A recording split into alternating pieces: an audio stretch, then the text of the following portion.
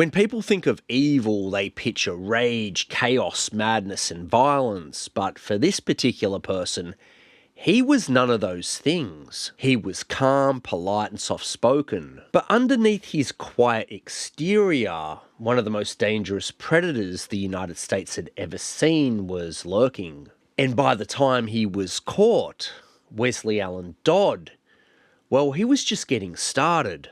And what makes this even more disturbing is this all started in his childhood.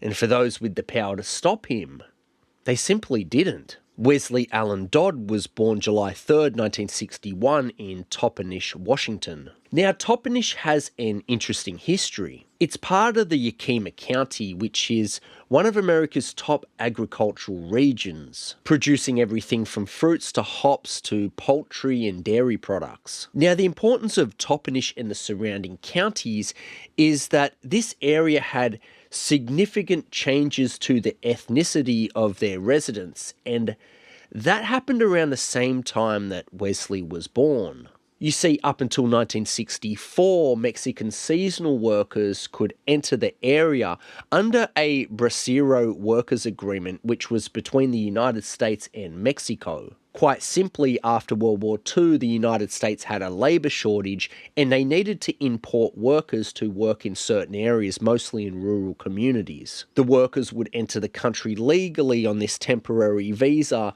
and be provided accommodation, housing, food, and a minimum wage. And then when the season was done, they would head back to their country of Mexico. And one of the biggest stipulations on the agreement was that they couldn't bring their family with them. But by 1964, the Bracero agreement between these two countries, it would come to an end. And this was for a number of reasons. It was revealed by investigative journalists and other people that these migrant labourers were sometimes being exploited. So they were beaten up on these places, their money was withheld, sometimes they weren't paid at all, and they were living in very unsanitary conditions. And given the rise of the civil rights movement at this time, this heavily conflicted with what they wanted to do. And you also had the unions who were very upset with the government at that time because farmers preferred to get cheaper labour through this Bracero agreement than hire unionised workers. So Congress that year simply just didn't renew the agreement. And the knock-on effect would be that the farmers still had the work, but now they had no workers. So this really is the start of the rise of the United States illegal immigration problem. You see some previous Bracero visa holders, visa workers that went into the country, well, they had connections with farmers, so they simply just crossed the border illegally with their families and settled in counties like Toppenish. You had other Mexican workers who had now settled down with United States citizens. And over time, all these people started having babies, and those babies were now United States citizens by birthright. So slowly but surely, Toppenish and the surrounding counties, they're all going through an ethnic shift in this area. In the early 1960s, segregation really wasn't a thing in Toppenish, but the migrant communities tended to stick to themselves. The white communities tend to stick with themselves, and the Native American communities, they all tended to, I guess, self-segregate in a way. And at this time, Toppenish was primarily white.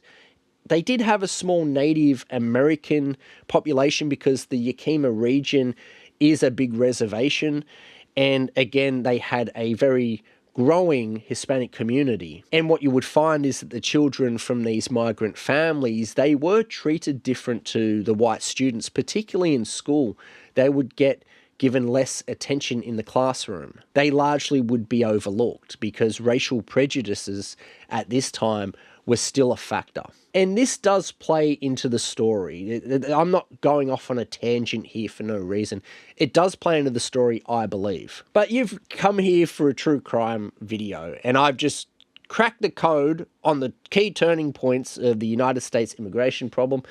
I'm here all day. Now, Wesley's father was a man named James Dodd, or better known as Jim, and Jim worked as a milkman in town. He delivered milk door to door and other dairy products. That's basically like an Uber Eats driver today, kind of. Except Jim would have worked for a company that would have received the milk from farms, and then they would have processed it and pasteurized it, bottled it, turned it into cheese and butter, packaged it up, loaded it into trucks for employees like Jim to go and deliver to customers. Wesley's mother, she worked casually as a dishwasher at a local diner in town. So Wesley's mother and father were very much blue-collared workers, and it would only be 11 months after Wesley was born that the couple would give birth to another baby boy, this time that they would name Gregory. Now, given how close they are in age, Gregory and Wesley become the best of friends. I mean, they're constantly playing together and hanging out. They're virtually inseparable. But also given the nature of their parents' work, with their father Jim having to get up very early to go to work to deliver the milk, and their mother Carol, who is working very hard in the kitchen washing dishes, a hot sweaty kitchen, by the time their parents get home at the end of the working day, they're both very exhausted. So the children are sort of left to, I guess, look after themselves in a way. It wouldn't be too long when Wesley was just 4 years old that his parents again would have another child, but this time it would be a baby girl that they would name Kathy. And this would complete the family unit. Now, as I had previously stated, changes to the area of Toppenish were taking place. Now, door-to-door milk runs were starting to dry up due to the introduction, I guess, of supermarkets. They started taking off more, so people would just go and buy their milk and their dairy products from the supermarket. So it's at some point that Wesley's father, Jim, he ends up taking a job in the dairy processing plant, and he's no longer a milkman. And my guess is that the company that he worked for made his driving job redundant, and they just offered him a position in the factory. By this time, Wes is like 9 years old. And from the outside looking in, he appears to be a nice, quiet, and polite little boy. But what people don't understand is, under the surface, he has these desires and these urges. They're just simmering there. And he wants to act out things on younger children, mostly little boys. And it is most likely that in these years that Wesley did inappropriately touch little kids that lived in his local area, and it just went underreported. And this could have been for a number of reasons. This could have been that the children were too scared to talk, or he manipulated them in some way to not talk. But this also could have been due to the changing ethnicity within Toppenish. If he did this to migrant children and they did speak out, you know, given the racial division of the time, it more than likely would have just been swept under the rug. Now, it's also at this time that the family packs everything up and they move to Richland, Washington, which is about an hour-and-a-half drive from Toppenish. Now, Richland at this time was a small city, but it was growing very rapidly. It had like 27,000 residents, and Toppenish itself, that only had 3,000 residents. So they came from a very small town moving to, I guess, a larger city. And given the fact that the Dodds had a pattern of covering things up, which we'll get into a bit later, I'm very suspicious of the timing of this move, and I can't help but speculate that maybe Wesley did something to a local boy back in Toppenish, and the move was motivated over concerns for his welfare. Because Wesley's father would take a job in a local supermarket, and his mother, again, she would go work in restaurants as a dishwasher. So it's not like a step up. You know, Jim went from working in a dairy processing plant to now he's stacking shelves at the supermarket. So I guess it's like a sideways movement in a way. So Wes starts attending Richland High School. It's not long after the move that his parents start having marital problems. Now, this goes along with my theory that something was happening with Wesley at the time, because just the timing, the vibe, the feel of it all. And also at this time, Wesley would go on to tell people that during this period, he felt unloved, invisible, and overlooked by his entire family. He felt isolated and very alone. Now, again, that sort of goes along with my theory that he had been doing things that his parents knew about with little boys, and they're sort of like, you know, giving him that sideways look, like, what's going on here? You know, and they're a bit holding off from him kind of thing. I don't know. Now, you also got to remember that Wes is the oldest child in a working class family, so he would have been expected to help more around the house by looking after his siblings and stuff like that, I guess.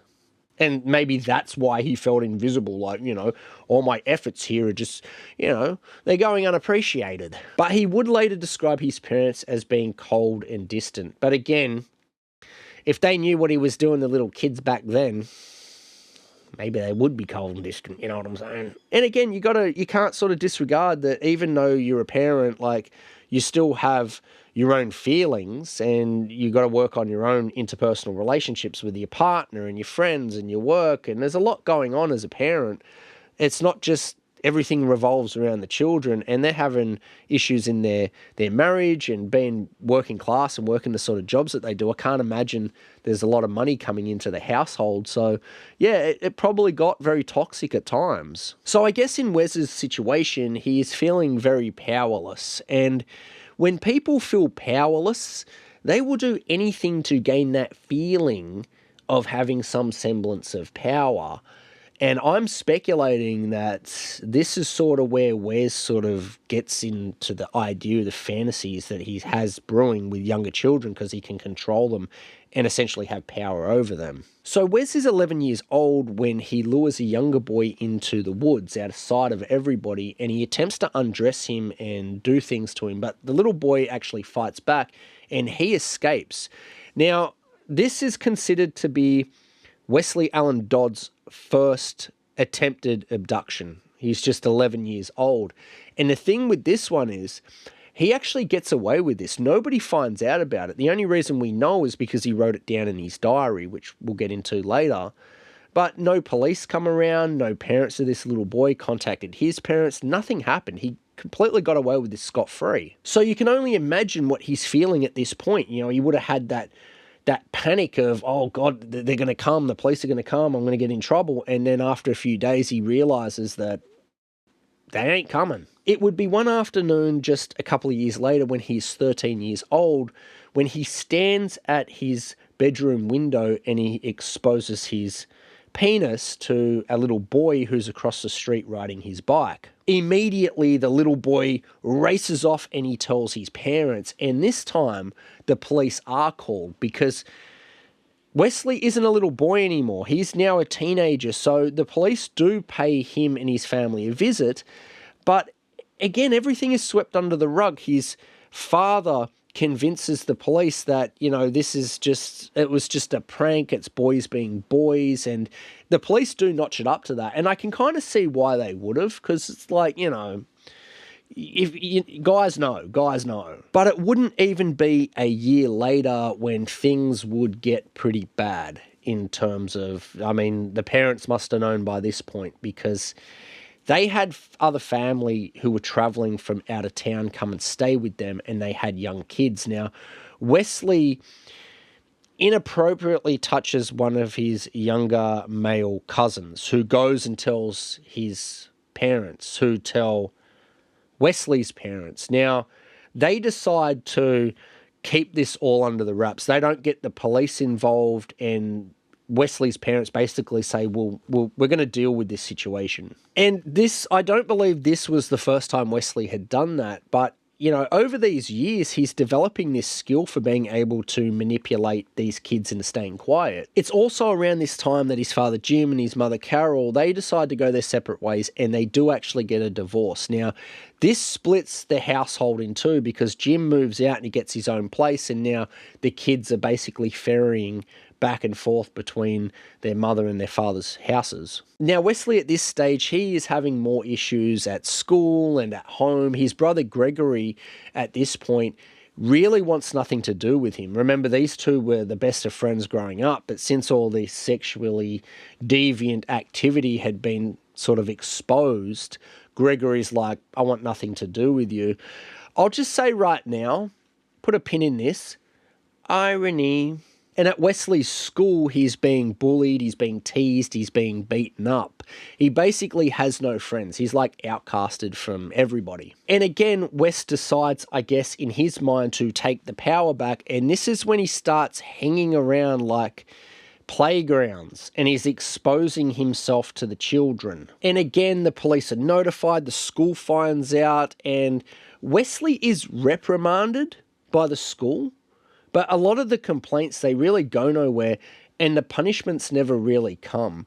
And his dealings with the police, it was usually like, go to a counsellor, or you're on probation. Like he doesn't really get into any real trouble. So even with the authority figures who are in a position to stop him, they just aren't. And his parents, they're having their own problems, I guess, in life. I mean, they've just divorced now, so, shit happens, I guess. Marriage breakdowns, there's financial issues, there's custody issues. So I guess you can sort of see like there is a bit of a perfect storm brewing for what is about to come. So between the ages of 13 and 18, Westley Allan Dodd, he has dozens of known reported incidences where he had attempted to lure children to secluded areas, public indecency where he's exposing himself. He's been caught following children in the park and schools and other sort of public places.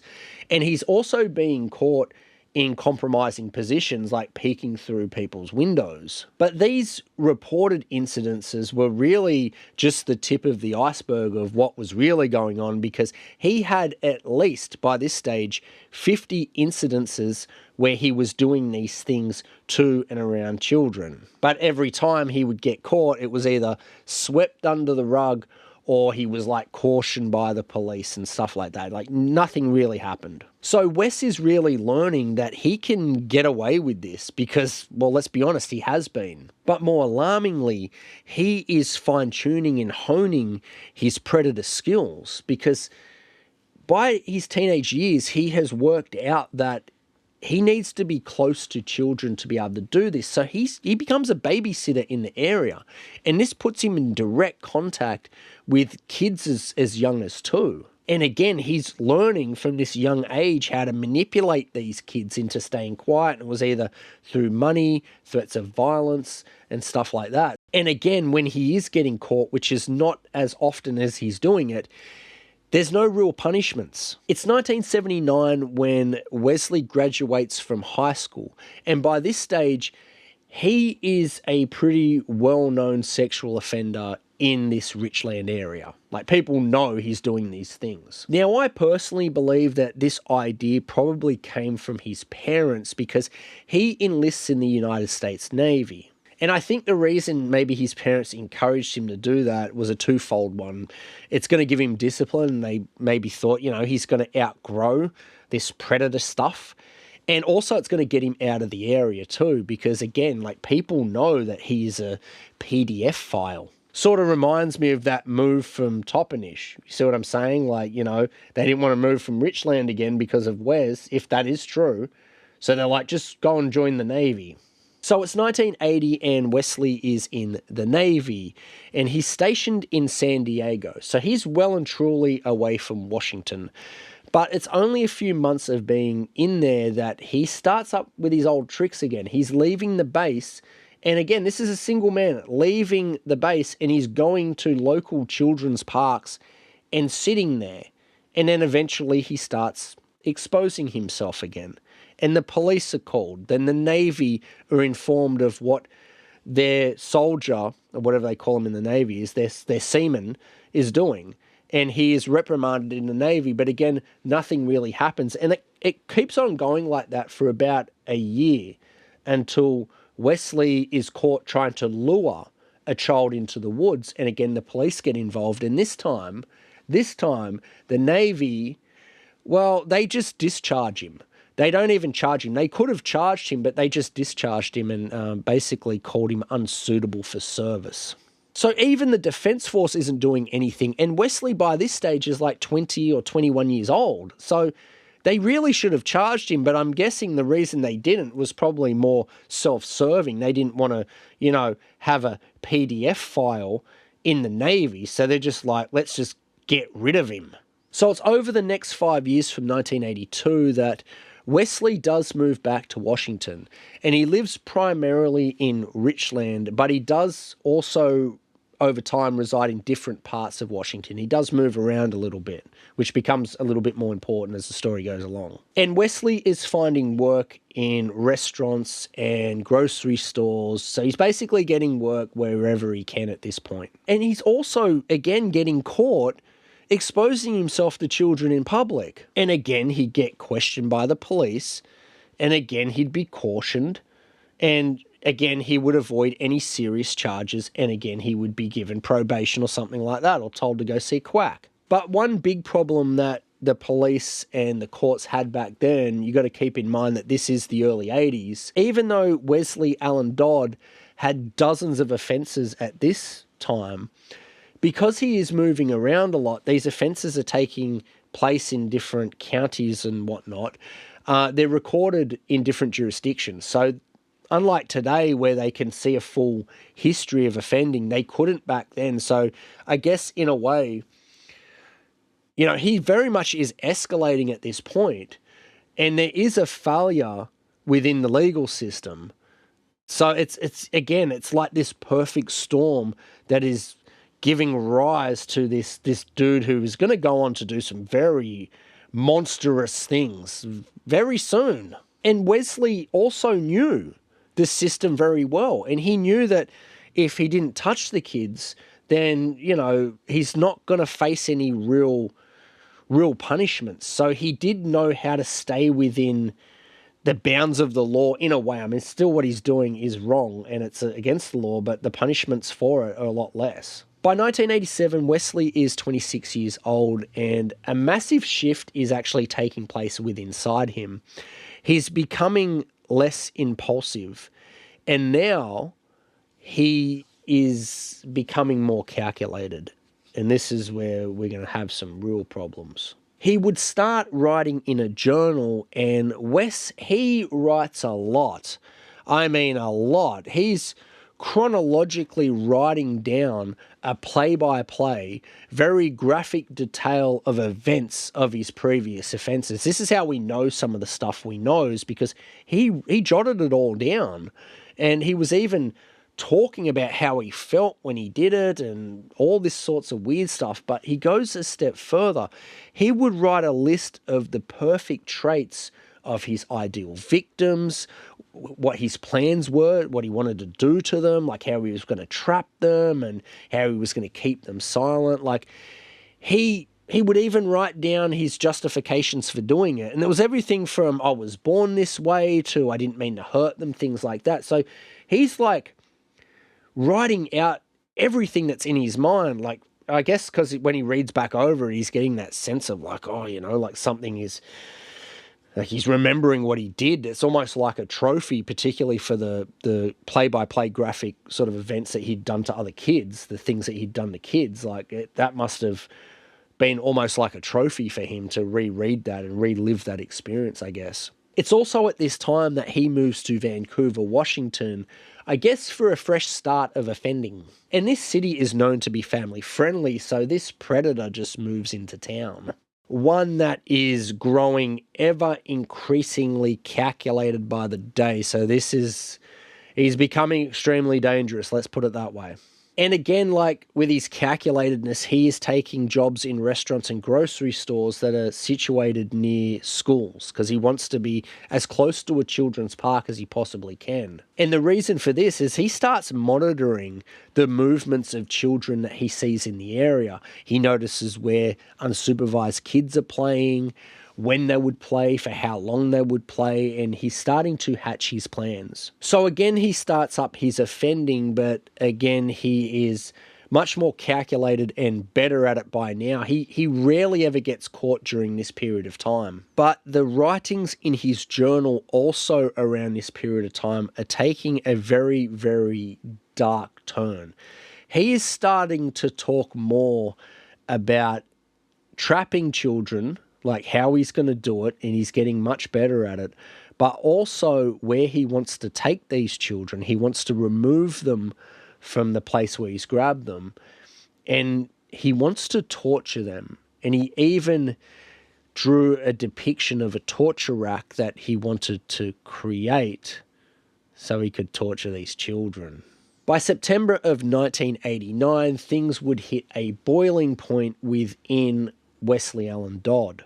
He couldn't control his urges any longer, and just exposing himself to children wasn't fulfilling the dark desires that he had, again, boiling at this time. They're boiling over. On the morning of September 4th, it's a Monday. It's actually Labor Day weekend, so everybody is off work and kids are out of school. So Westley Allan Dodd, he gets in his car and he drives to David Douglas Park, which he only lived around the corner from. He didn't need to drive. He only lived 1 mile from there. And his intention is clear. He knows there's going to be a lot of families there. He knows there's going to be a lot of children there. So he is going to, I guess, scope out the scene. So when he gets there, the park is packed and he starts going for a hike on the trails. But really, he's scoping out the children in the area. But to outsiders, they would have just seen a guy who is just out for a leisurely walk in nature. It's at some point that Wesley gets back in his car and he drives home. Now, either he had been unsuccessful at finding a victim, which I don't believe that is the case. I think he did see a potential opportunity for him here. So he goes back home around 5:30 to grab a knife and some rope, and he cuts the rope in two. So he's got 2 pieces. So I do believe at this point he may have seen a potential victim, 2 potential victims, because he gets back to the park around 6, but this time he doesn't drive, he just walks there. And he sees 2 young boys playing near a baseball field. And at this time, it is 6 p.m. at night. A lot of the families have either packed up and left, and the last of them are leaving. So these boys are on their own. So he approaches these 2 kids, and one of them is an 11-year-old named Cole, and it's his 10-year-old brother named William Neer.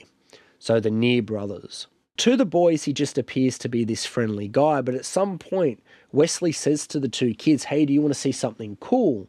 And he lures them out of the baseball field and into a secluded part of the woods, and it's here where he produces the knife. He demands the boys to undress, and when they do that, he ties them both to a tree. It's here where he essays both the boys, but what he goes on to do next is absolutely horrific. He pulls out the knife and he repeatedly stabs these 2 boys. And when he's finished and he believes that they're dead, he cuts them down off the tree, he drags their little bodies into a bush area and he covers them up with leaves and he flees the scene. It would be later that night that the 2 brothers' father, noticing that they hadn't come home, had contacted the police. Now, their dad knew the boys had been in this David Douglas Park, so a search was underway for these 2 little boys.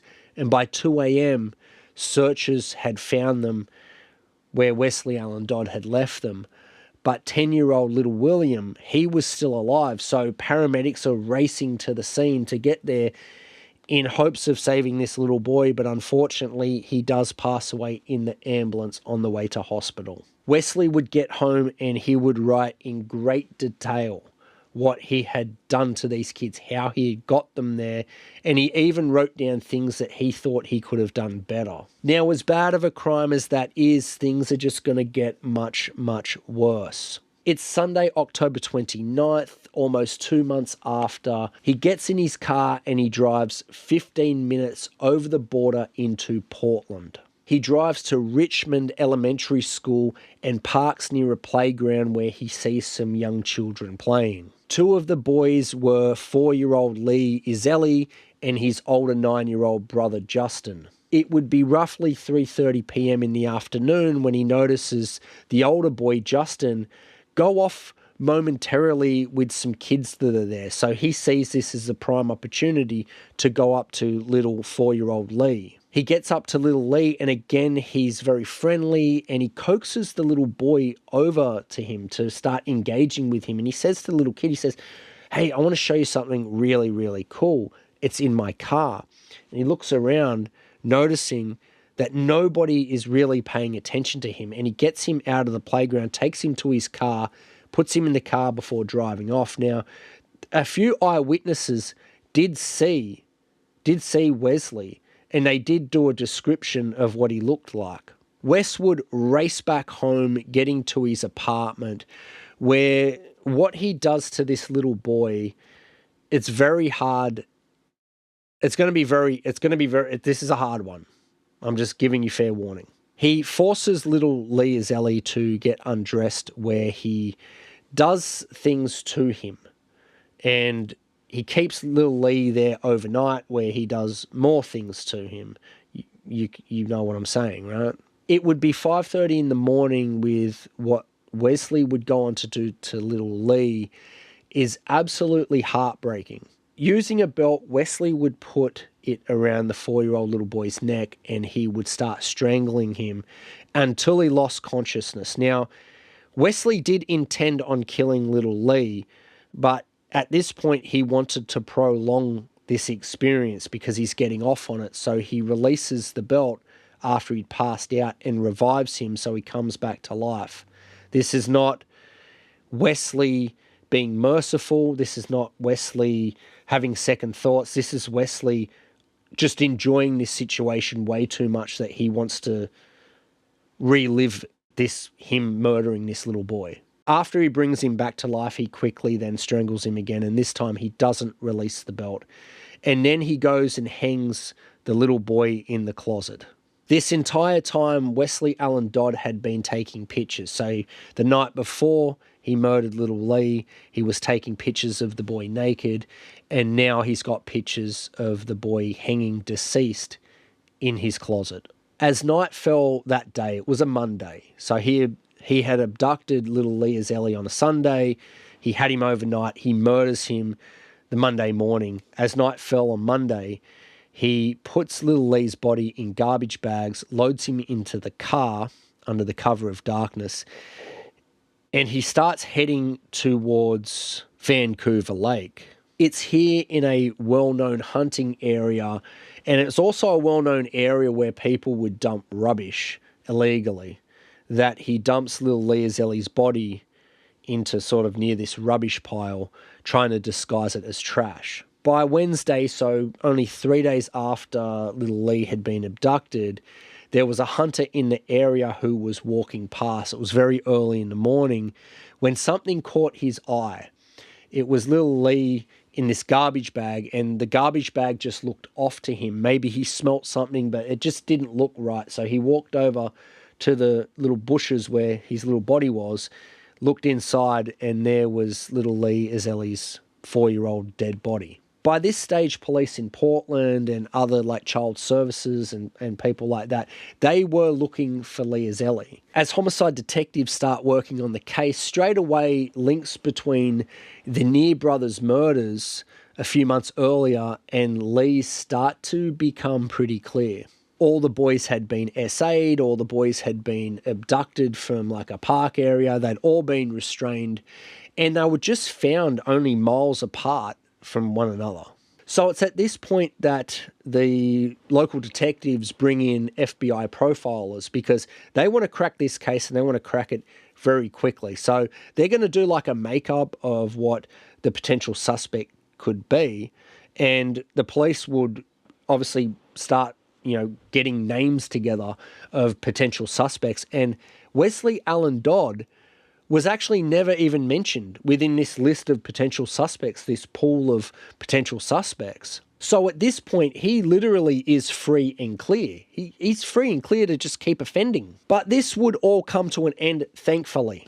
This would all come to an end. Just 2 weeks later, on Monday, November 13th, so his offending is ramping up now. He waited 2 months between the Near brothers and little Lee Azelli. He can't even wait 2 weeks. He's back out there again. So this clearly is a man who is not going to stop. Wesley goes to the New Liberty Theatre, and he only has one thought in mind. He is going to abduct another child. At the cinemas, Honey, I Shrunk the Kids was playing, which is a classic child's movie. So he knew there were going to be kids there.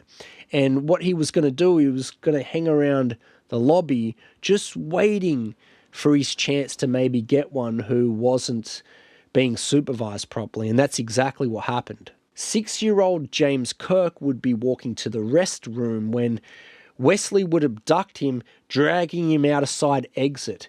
Now, as he's going to the car, little James is kicking and screaming and fighting back, that the employees within the movie theatre, they hear it, they race outside, and Wesley has to release the boy, who races back to the theatre. Wesley then jumps in his car and he starts booking it out of there. At this point, it's roughly 7 p.m. Now, little 6-year-old James Kirk, his stepfather was there, a man named William Graves. Now, this guy is a fucking hero. He comes racing out of the theatre because he can't see little James, and he hears some commotion outside. So he comes racing out and he sees little James there. The employees are like, that guy just tried to abduct him, and he sees the car going down the road. But this must have been an act of God or something, or just a shitty mechanic, because Westley Allan Dodd's car breaks down right there and then, and he's only a few hundred meters down the road. Now, William, the stepfather, he sees this and he's like, I want to be very careful here, because he knows that Wesley could just get out and race off. Like, he doesn't know if that car is really that dude's or if he'd stolen it. So he plays this very cool and casual, and he just slowly walks up to Wesley, who's still sitting in his car, and he says, hey man, do you need a help with your car? I can see you're broken down. And this drops Wesley's guard, and he says, yeah, sure. And he gets out of this car, and when he does, William puts him in a headlock. And the movie theatre people had already called the cops, so William holds Wesley there until the police arrive. It would be downtown where Westley Allan Dodd would admit to everything. Now, I do believe that he probably wanted to get caught, because you do hear that a lot with serial murderers and stuff, that deep down they want to get caught. But also, I can't overlook the fact that he had written down extensively detailed the crimes he had done, and he knew the police were going to search his apartment and find it. So that might have had a lot to do with it too. November 3rd, 1989, he would be charged with 3 counts of first-degree murder, 1 count of first-degree aggravated kidnapping, and over 170 counts of child molestation. I hope YouTube's algorithm didn't pick that up. By July 15th, 1990, he would be sentenced to death, and he opted to hang. Like, he had the option of lethal injection or hanging, and he chose to hang. And he said the reason he wanted to hang was because he hung Lee Escalation, and he wanted to experience it, and he felt really bad about it. That was one thing that he did say, is that he felt really bad about killing these kids, and he didn't want to live with it anymore, which I guess, if that is true, and I have no reason not to believe it's true, that explains as to why he told the judge before sentencing that if they don't sentence him to death, he's going to find a way to escape prison. He'll kill guards, whatever he has to do to get outside to continue on his offending to children.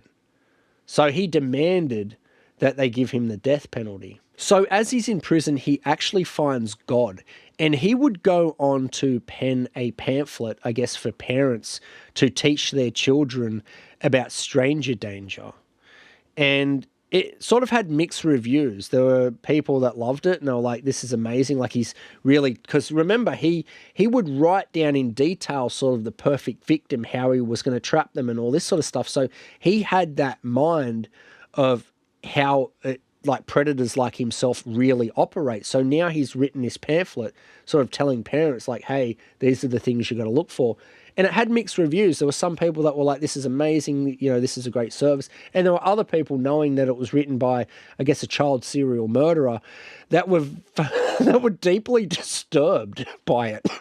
Christ, dude, like, knowing who this guy is, like, shit, it's disturbing. Now, the fact that Westley Allan Dodd had opted to be hanged, this caused a bit of a shit stir amongst, like, I don't know, human rights people. They're like, you can't hang him.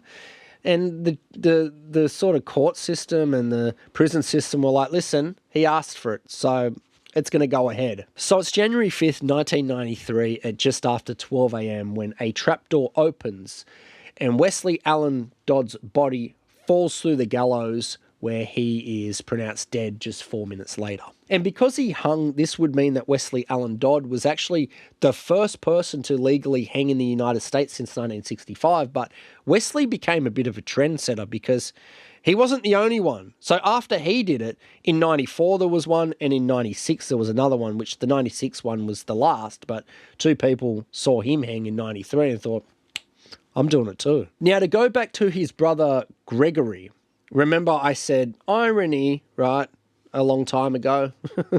Well, he would be caught in the 2000s. I can't remember exactly when. It might have been 2013 or 18. I can't remember.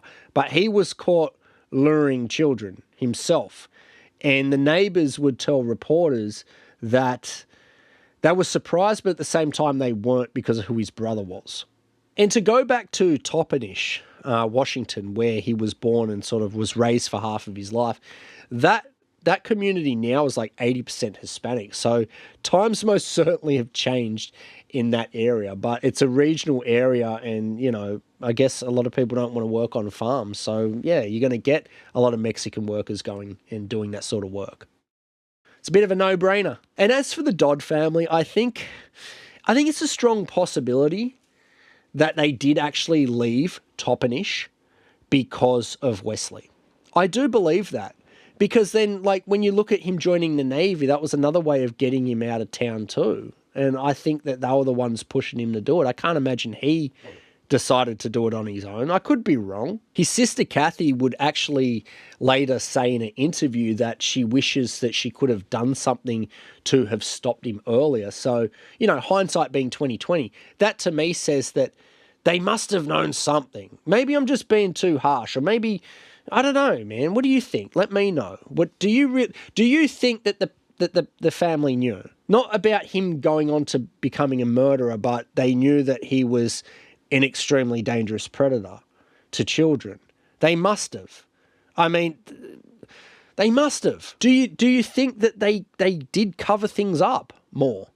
Some really disturbing stuff. Do you think, like me, that they did leave Toppenish because Wesley did something? Or do you really think that they decided just to leave Toppenish to go an hour and a half up the road to Richland so his dad could work at a supermarket? I mean, I'm not blaming them. I'm not blaming them for how he turned out, but I don't know. Am I being too hard? Answer me that. Am I being too hard on the parents? I kind of feel like I am. I'm not going to lie. But I will be glad to say this. I am glad he's dead. Like, yeah, okay, you found God and you wrote this pamphlet for parents, but nah, man, ain't going to do it for me. I'm glad he's gone. Anyway, if you liked the video, like the video. If you didn't, down thumb it, just down thumb it. Tell your aunties, your uncles, your parents, your sisters, your cousins. Leave me a comment as well. Like, I'd love to know those things. Like, do you think the parents knew more? I do read every comment, by the way, and people that have commented particularly on my production questions that I had for you guys, like, I've really taken that on board, and I am making those changes slowly but surely. I get a bit carried away when I edit, but I am making those changes. So, as always, people, stay safe out there in internet land.